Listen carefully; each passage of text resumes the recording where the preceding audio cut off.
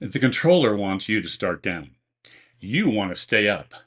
What are your options and how can you do the descent most efficiently? Welcome to another real-world SF-50 flying video. This one's titled, The Controller Wants You Down and You Want to Stay Up. Hello, I'm David Weeks. I've been flying professionally for over 50 years, starting as a CFI, then as a charter pilot in light twins. I spent time as an air ambulance pilot in a Swearingen Metro, and I've worked as a demonstration pilot for the Learjet factory. I had a 35-year airline career, flying the 737-200 and 300, the A320 series, and I retired as a Boeing 787 captain. I'm also a current CFII. I've got over 750 hours in the SF-50, and I'd like to share my SF-50 experience with you. Now, there may be other YouTube channels that have glitzier production values than this one. I like to spend my time writing and teaching about the SF-50 and not doing post-production work. So just imagine this video is like a hangar chat session between friends. First, I do want to say clearly that the procedures in the Cirrus Vision Jet Airplane Flight Manual and the material in the Pilot's Information Manual are always controlling. This video is not flight instruction, nor is it ground school. These are simply my thoughts about descent planning and the use of VNAV Direct. Every jet pilot knows that turbine engines are a lot more efficient at high altitudes. The longer you stay at cruise, the faster you go, and the lower your fuel burn. The most efficient SF-50 descent is the one that's done at flight idle all the way to the traffic pattern, spooling up only when needed to fly the pattern according to the IFOM. But we fly in a complex ATC environment, and our wishes don't always come true. In busy areas, air traffic control has standard terminal arrival routes that manage the lateral and vertical traffic flow. And sectors have letters of agreement that prescribe procedures, albeit unpublished, to control speeds and altitudes when an aircraft is handed off from one sector to another. So what can we as SF-50 pilots do to come the closest to getting the descent we want while still complying with our clearance? First, let's talk about descent speeds. People buy jets because they want to fly fast, but flying as fast as possible in the descent may not always be the best plan. To be sure, this maximizes the time at cruise airspeed and fuel flow, but there are operational concerns with this plan. As I've mentioned in previous episodes, if you plan your descent at Mach 0.53, crossing over to 245 knots indicated, you have left yourself no room for error. Starting down even a minute late means that you won't be able to make an assigned crossing altitude. Don't forget the G3000 does not take winds aloft into account. So if you have a strong tailwind, you're going to drift above the planned profile, but you can't speed up to increase your rate of descent. Fortunately, the G3000 does not plan descents all the way at flight idle, so you will be able to reduce power a bit. And lastly, the power required to hold 245 knots indicated at lower altitudes is substantial. Even in a descent, in your descent fuel burn at 245 is going to be higher than a descent at a slower speed. To be sure, overall trip cost may be lower considering jet stream cost versus fuel cost, but I personally don't descend this fast unless ATC needs me to. I plan my descent at Mach 0.525, crossing over to 210 knots indicated. Now, if I'm doing a star that has higher published speeds, I discuss my plan with the controller before starting down.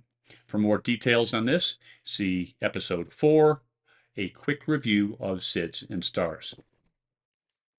Once you've chosen a descent speed and plug that into the G3000, you still need to define a BOD, or bottom of descent, if you're not on a star. When I'm returning to Flagstaff, Arizona, my home base, I have a fair amount of flexibility as Flagstaff is just a plain vanilla Class Delta airport all by itself in northern Arizona. There are no stars into the airport. If the weather is good, I create a waypoint that's 6 nautical miles this side of the airport. I do this by tapping the destination airport waypoint in the flight plan page, then tap along track, and then define the along track waypoint as before.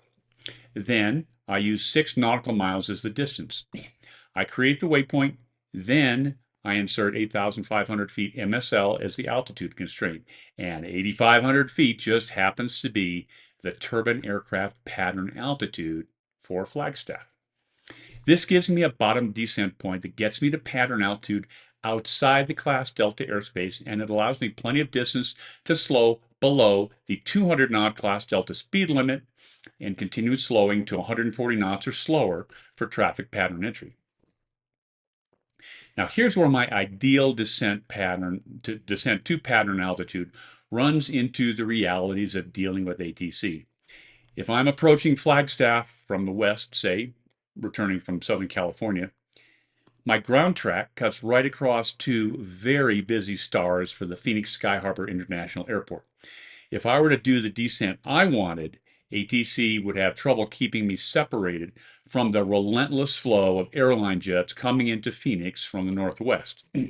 I don't get to play dodge them and skip through a short gap in the traffic flow.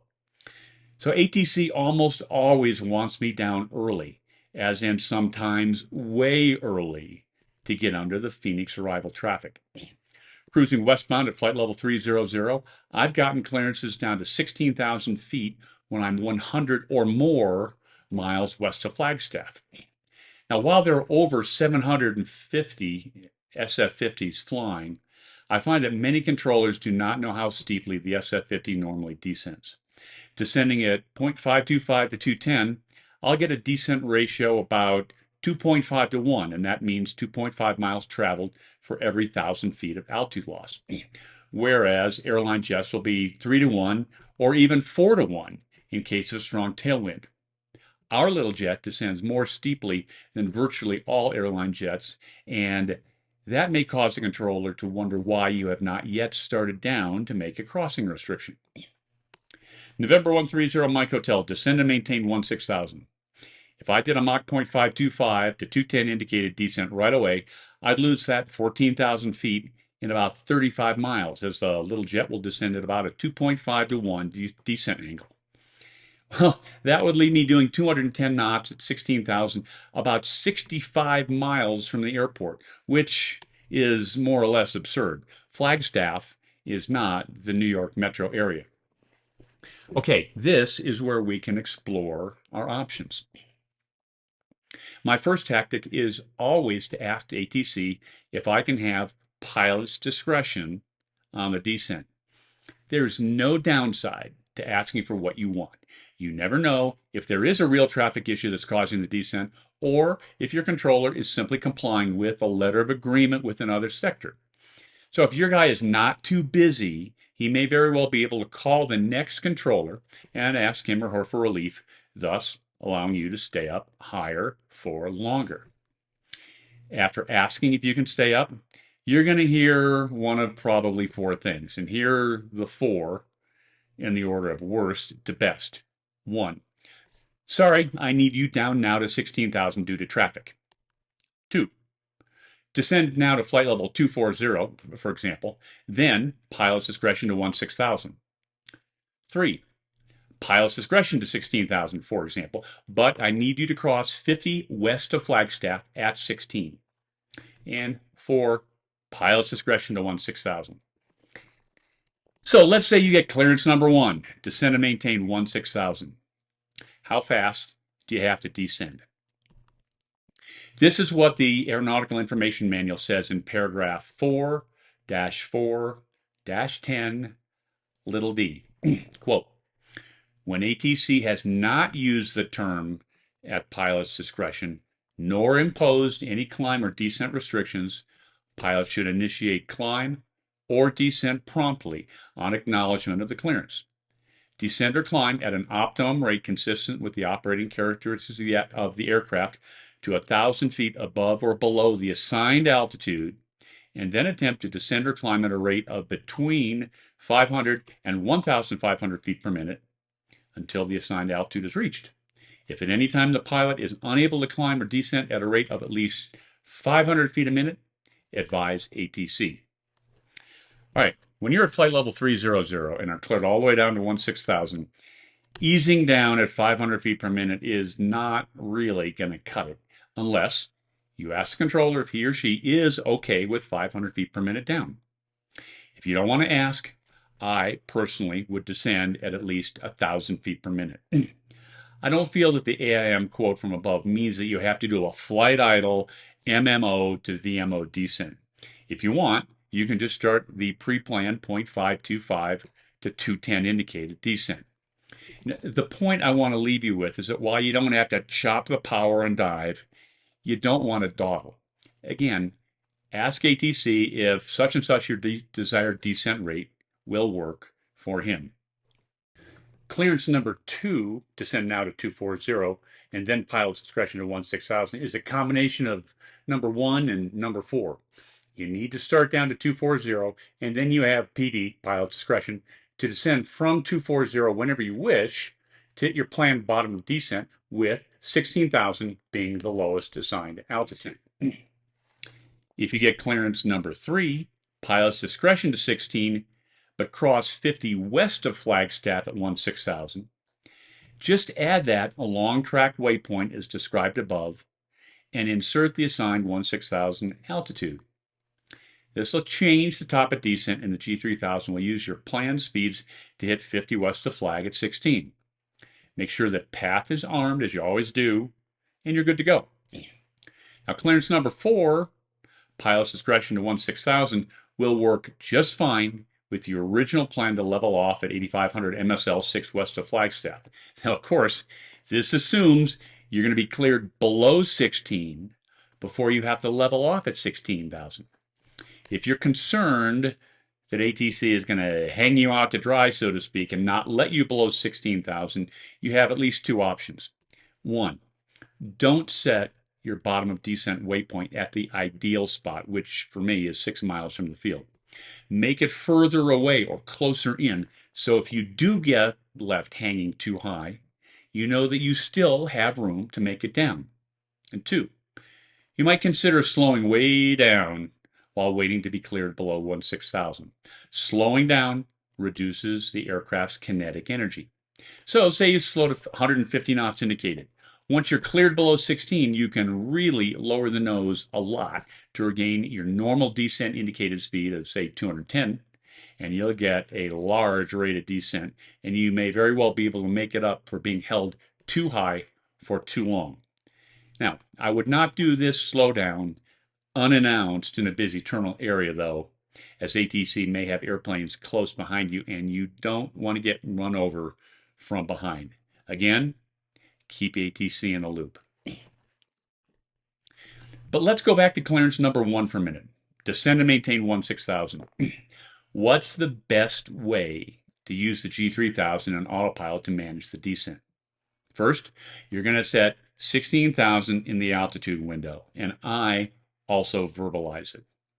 Now, you could use vertical speed to control the descent, but this might result in flying through your planned descent that takes you to the waypoint that's 6 west of flag at 8,500. There is another G3000 option that, in my opinion, better manages the descent. VNAV Direct. Now, I didn't learn about VNAV Direct in initial training, nor would I really have expected to. Most guys' brains are near overload just learning the basics of the G3000 during type rating training.